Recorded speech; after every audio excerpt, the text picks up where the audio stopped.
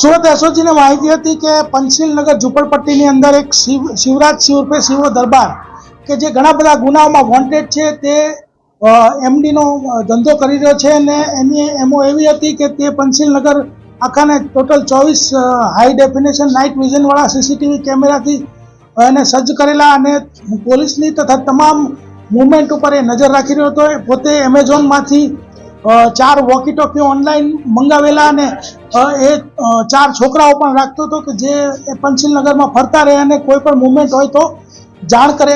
આવું જે એનું હતું એની અંદર એસઓજીના બાતમી મળી કે આ ડ્રગ્સ વેચી રહ્યો છે તો એસઓજીના ટોટલ અધિકારી અને કર્મચારી ટોટલ 20 બાઇક લઈને અલગ અલગ દિશાઓમાંથી જઈ અને જેનું ઘર છે એને કોર્ડન કરી અને એની અંદરથી 118 ગ્રામ એમડી જે 11,83,600નું થાય છે તે ઉપરાંત એના 2 મોબાઈલ ફોન પછી 2 લોડેડ પિસ્ટલ મળી આવેલ છે તથા 4 વોકી ટોકી અને ટોટલ 16 લાખ રોકડા રૂપિયા જે છે મળી આવેલ છે. એના વિરુદ્ધમાં એને અટક કરી અને ધોરણસર કાર્યવાહી કરવામાં આવેલ છે. તે ઉપરાંત એની પાસેથી માલ જે લઈ જતો હતો એવો મોહસિન છત્રી જે છે તેને પણ ધરપકડ કરેલ છે. ઇમરાન ગડ્ડી છે જેનું નામ ખોલેલું છે ને જે વોન્ટેડ છે તથા જે માલ છે મુંબઈથી વિનોદ વર્મા પાસેથી લાવતો હતો તેનું પણ જે નામ છે તે એફઆઈઆરમાં ખોલેલ છે.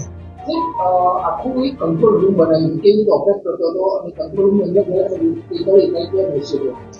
કંટ્રોલ રૂમ એટલે એનો જે રૂમ હતો એની અંદર એને 55 ઇંચનું ટીવી રાખેલું અને જે 24/24 જે કેમેરા છે એનું 24/24નું લાઈવ એને ત્યાં જે મૂવમેન્ટ છે દેખાતી હતી અને આ લોકો ડ્રગ્સ માટે કપડાં એવો કોડવર્ડ યુઝ કરતા હતા અને કોઈ પોલીસ આવે તો કાટી એવો કોડવર્ડનો યુઝ કરતા હતા અને મૂવમેન્ટ ઉપર નજર રાખી રહ્યા હતા અને આ રીતે એનો ડ્રગ્સનો કારોબાર કરતો હતો.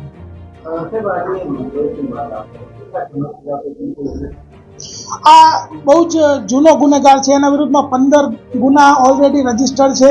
છેલ્લે 2025નો ધારનો ગુનો ઉમરામાં છે એમાં વોન્ટેડ પણ છે. એટલે સતત આની આ પ્રવૃત્તિ જે છે ડ્રગ્સ વેચવાની એ ચાલુ રહે છે. પિસ્તોલ એટલા માટે રાખે છે કે ઘણા બધા લોકો સાથે એને અંગત દુશ્મની પણ છે અને ઘણા બધા ગુનાઓમાં એને ગુના પણ કરેલા છે. એટલે પોતાને પણ ભય હોવાને કારણે પિસ્તોલ અને લોડેડ પિસ્તોલ રાખતો હતો.